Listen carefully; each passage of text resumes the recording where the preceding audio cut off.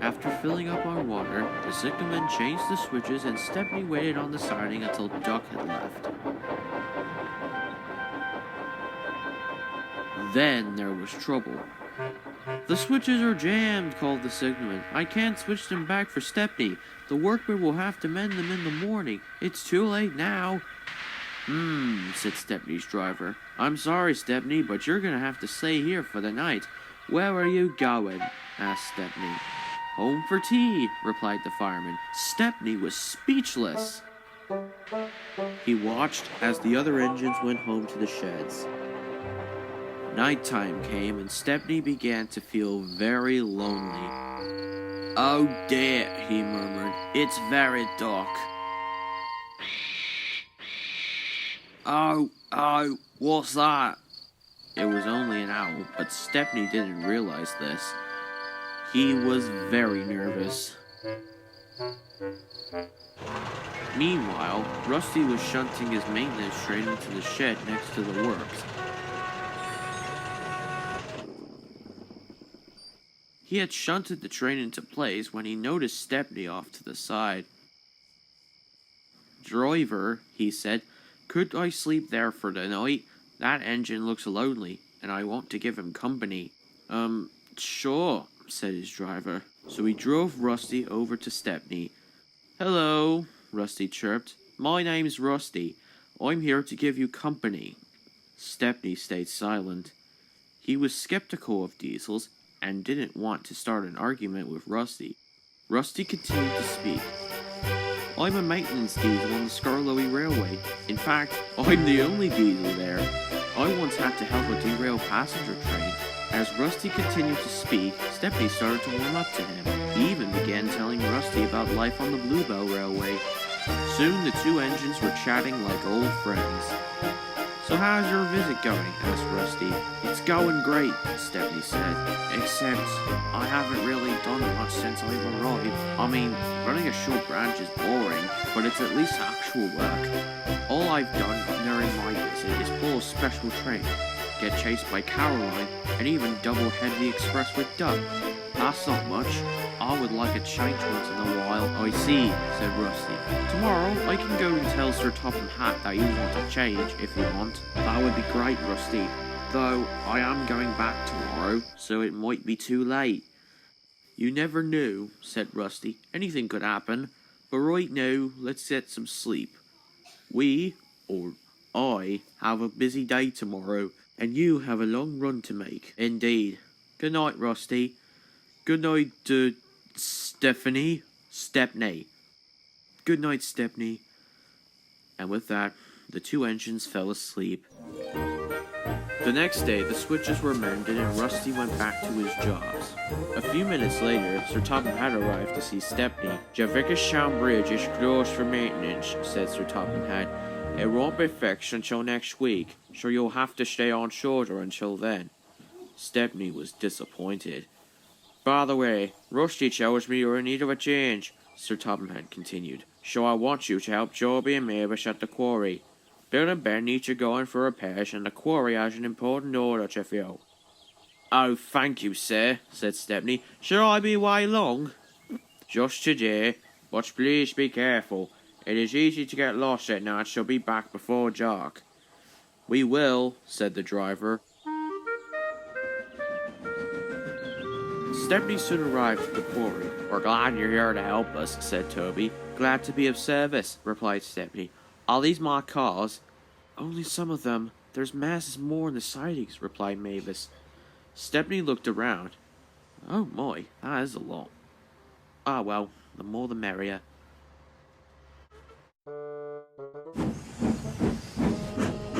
Stepney worked hard all day.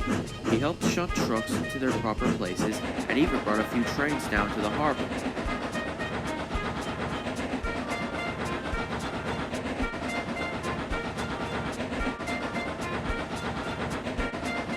Before bringing the empty ones back to the quarry. Stepney was really enjoying himself. The harder he worked, the dustier he became. Mavis and Toby were impressed. He may not be the strongest engine I've ever met, said Toby, but he's a real hard worker. Indeed, said Mavis. Bill and Ben can learn a thing or two from him. Then the foreman spoke to his driver. We have a night special to take to the building site of the new branch line, he said. Do you want to pull the train? Yes, please, said the driver. Shouldn't we ask Sir Topham Hatt first? Stepney asked. Oh, don't worry. We'll be back before he notices. We'll be fine. But Stepney wasn't so sure. Thanks for your help, Stepney, congratulated Toby. Thank you for a lovely day, replied Stepney. I do hope I can come back again. We would appreciate that, replied Mavis. Oh, and be careful out there. We've been to Kildane a couple times, and the tracks there can be quite spooky. She's right, agreed Toby. There's even a smelter's yard on that branch, where two mischievous diesels work. They would take the chance to scrap you. Thanks for the warning, you two, but I'll be careful, and my driver insists that I'll be fine. And with that, Stepney puffed away.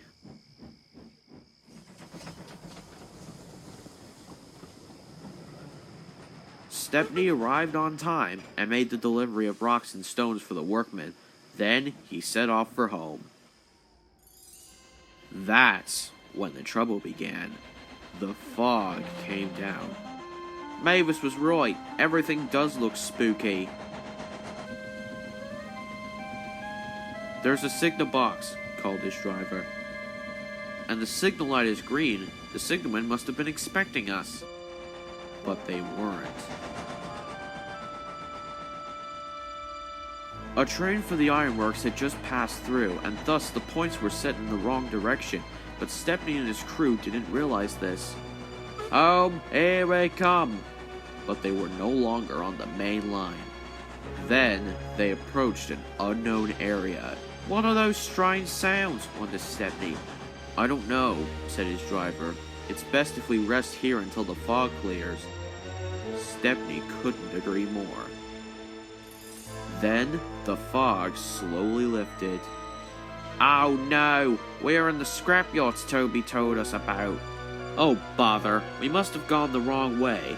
Well, we can't stay here. Let's get out of here. But just as Stepney's driver was about to pull Stepney's reverser, he realized something. Oh bother, we're out of water, and we've only got one block of coal left. That's nowhere near enough to even get us back to the junction. We should have filled up when we were at Kildane. I guess we better go and find help, said Stepney's fireman. No, cried Stepney, don't leave me here. But it was too late. His driver and fireman had already left, leaving Stepney all alone. But not for long. He heard a voice. Well, what shall we have here then? Stepney gulped, and then he heard the sounds of two diesels approaching behind him. One of them rolled right next to him. Well, he said. It's that engine that escaped the Cutter's Toad back in 1960. His bunker appears to be empty. It seems he has no crew. It seems we got you this time, Stepney. There's no escape. But I'm not escaping anymore. I was bought by a heritage railway and... Silence! No more excuses.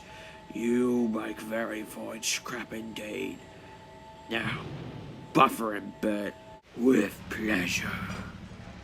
Hey, get your dirty buffers off me. Shut at you. The diesel shunted him onto an old siding. This is where you'll reside for now, but don't worry. Tomorrow night we'll return and take you to the crabber. No one will save you this time. For now, bye-bye, Stepney. Looks like you've hit the bluebell end. Stepney was worried, but there was nothing he could do without his driver and fireman. Stepney dreamt badly that night. He dreamt he was under a huge grabber. It then lowered down and picked him up and dropped him in the smelting pit. He wondered if he would ever be rescued. I hope so. Don't you?